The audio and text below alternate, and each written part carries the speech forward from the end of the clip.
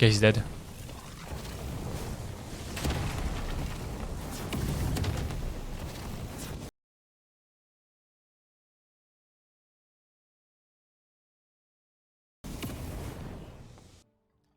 I was wrong. I was so wrong about Explosion. When the spell got released, I thought the spell was pretty bad. I was like, nah, this is just like a delayed zap. Why would I use Explosion? But the more I play this spell, the more I think it's actually super OP and broken. And not for the reason you're thinking of. So today I'm gonna try to teach you guys about some hidden tech about the spells that are not shown here, but also you probably not thought about, but also how to use it and why you should be using it. So if you enjoyed after this video, make sure to drop a like and subscribe, and also let me know in the comments what you think. And tell me what you want to see in the next one, because at the end of the day, I'm making video for you guys. So let's jump straight into the spell description. Of course, we're not gonna use the one in game because it sucks. We're hopping right into the Dark and Darker wiki to look for the explanation of the spell.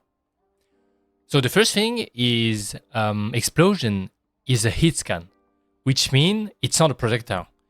It doesn't matter if there's like a fence or like something in front of you. It doesn't have travel time. It's gonna scan around where you're aiming at and look for a target. If there is a target close enough to your cursor, it's gonna stick a bomb to him. The range of the spell is 8 meters. If you miss and there's nothing to stick it on, it's just gonna stay there, wait 3 seconds, and explode, and do 25 fire magical base damage. Dealing also 3 fire magical base damage as a burn over 2 seconds. So the first thing we can notice here is that the burn is 3, but over 2 seconds. Whereas the burn from Fireball is the same damage, but it's 3 seconds. Which means the burn from this spell is more like burst than this one. By a little bit, but still is more. Another tip that's not explained in game is if you cast this spell and you die, the spell just disappears. But there's something that's not explained here. What if you explosion on a fighter who's holding a shield at you and you aim at his shield? Well, the spell is not gonna stick to him, but it's still gonna stay there. And you'll see why it's important about this part later. That the spells just float in there and doesn't disappear. So now let's take a look at the damage.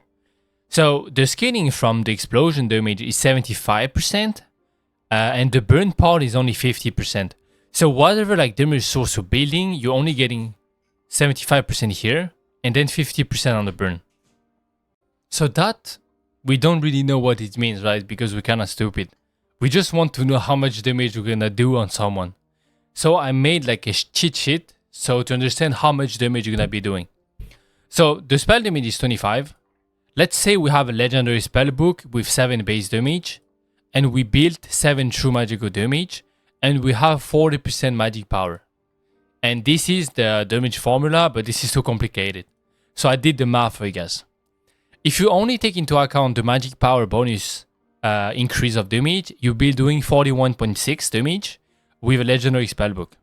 If you add on top the true damage you're building, it's 5.25 damage, and if you add both, you're basically doing 46.85 damage, which is almost 47. But that doesn't take into account the burn damage, which is 7.10 with all the factors I've taken here. So the total damage are 54 damage. And this is taking into account someone with no magical resistance.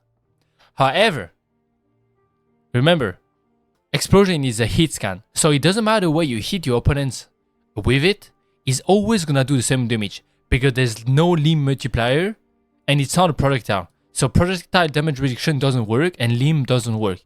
It's always gonna be the same damage no matter where you hit your opponents. That's really important to know. So keep that in mind. So now let's try to understand why you should be using it now that you understand how it works. So Usually in trios, I mean most games, wizards have quite a few counters in the game. And by coincidence, they're right next to each other right there. We have Warlock. The Warlock matchup I heard it was really annoying to play against. We have the Druid matchup where he goes into Panther, Chicken, Rat, and he's gone. And Cleric with really high magical resistance and heals, they're really hard to take down. But Explosion does a great job at dealing against them. Let's take a look at Warlock first. Warlock have insanely high magical resistance and healing. And also they have Phantomize. When they go Phantomize, they cannot be hit. They can only be hit by AoE spell damage, so like area of effect spell damage, such as Fireball, Lightning Strike, Holy Strike, but also Explosion. So let me explain. If you stick Explosion on the Warlock, then he goes Phantomize, he's still gonna take the Explosion damage. The damage is gonna still stay on him. And that wasn't the case before. That was a hidden changes that they didn't put into the patch. And when Warlock at Phantomize, they take 50% more magical damage bonus, which is a lot of damage. So if you're able to stick Explosion on the Warlock as soon as you engage, he's really in a bad position because he cannot Phantomize. But on top of this, if you engage with Explosion, it's gonna wait 3 seconds before it does damage. So you have time to cast another spell at him, let's just say another Explosion, or like a Fireball. But remember, if you're not dealing damage to him, he cannot be healing. They don't have overheal. You're just stacking damage that's about to do damage to them, but 3 seconds later. So they're not healing. So the healing frame is lower, and the burst damage that's coming for them is higher. And on top of this, they cannot Phantomize to run away, which makes Explosion one of the greatest counter to Warlock. And on top of this, it applies Fire Mastery. How great is that? Now, let's talk about Druid. There was a really known, I mean, not really a known bug, but there was a bug with Druid. It's like, if you stack Explosion on the Druid, then he transforms into Panther, the Explosion was just do no damage. Yeah, you heard it right. He was doing no damage if he went into Panther. I don't know how that stayed in the game, but it's changed. They changed it. So now if you stack Explosion on the Druid, he cannot go into Chicken, cannot go into Rat, because they don't have enough HP to survive the Explosion damage. And on top of this, Explosion applies a Dreamwalk, where they go into the same state as Phantomize, but they don't take that extra damage. So what you can do instead is apply 2 Explosions in a row. The first one is gonna put him into Phantomize, and the second one is gonna do damage while he's Phantomize. So they'll be super low in HP and they cannot run away, especially if you run Fire Mastery, because the tick damage stays for at least 3 to 5 seconds. So he cannot go into Rat form basically. And that gives you the perfect window to burst them down with Fireball. And if you made it so far, you probably know that for Cleric it's probably the same. Not only you can apply 2 Explosions on them and Fire Mastery, it doesn't let them the time to heal up, and you can just go for Fireball, Zap, or any other spell to burst them down. This is for solos. But for trios, remember, if you main Cleric, and I'm pretty sure there's like some Cleric main there, usually how do you heal your allies? Like what do you look at? Obviously, you look at the profile bottom left of the screen, and then you choose which one to heal. But if they haven't taken damage, you're not really ready with the heal on top of them, because they're full HP. Why would you lock a healing spell on them? And a lot of Cleric don't really take into account the Explosion damage that's coming. So they would either go for like offensive spell, like Earthquake or Bind, and not hold heal onto the allies. So by the time the 2 Explosion and 1 Explosion applied, they have to react and be like, okay, I need to heal that guy because he just took damage. But it's already too late, because he got exploded twice or once, and Fire Mastery is applying, so he cannot be healed. And that gives you like a 2-3 second window to actually kill him.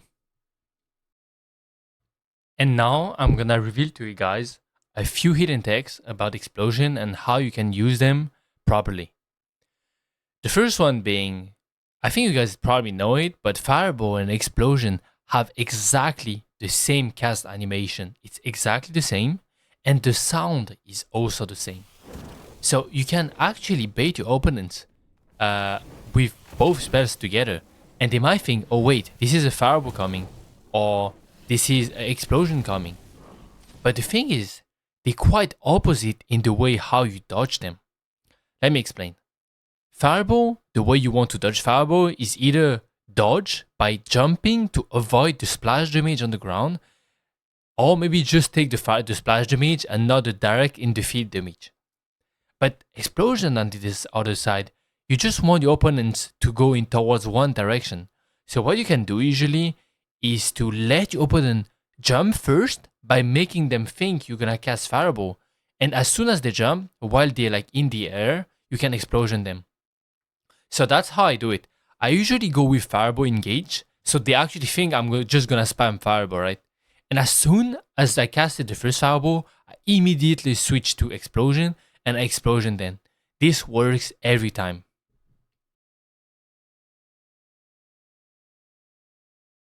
So then the next part is pretty interesting. The good part about Explosion is that even if you miss, and I know you guys miss a lot, but the spell still stay there. So if you cast Explosion somewhere, it means nobody can go to this area for like 3 seconds at least. Otherwise, they might get exploded to the face. So this is really helpful for certain 1v1s. Let's say you cast Explosion somewhere but you miss. This means that the opponent cannot go into that area for at least the 3 seconds that's coming. So you can actually go for a Fireball Splash on the other side, and that's a guaranteed hit. So that was a lot of yapping. But to sum up for the lazy people here, let's just say that Explosion is pretty strong because the current meta is a lot about healings and tanky and long fight. But with Explosion, you're able to apply burst damage really quickly without people being able to realize it. Also, you can zone certain area so people cannot go into those to hide, but also to dodge, which makes it really good. You can also brain your opponents by thinking you have Fireball, but it's not like Fireball, it's Explosion, because both dodge patterns are quite opposite. So thank you guys for watching today, and if you got any question, let me know in the comments, and see you in the next one.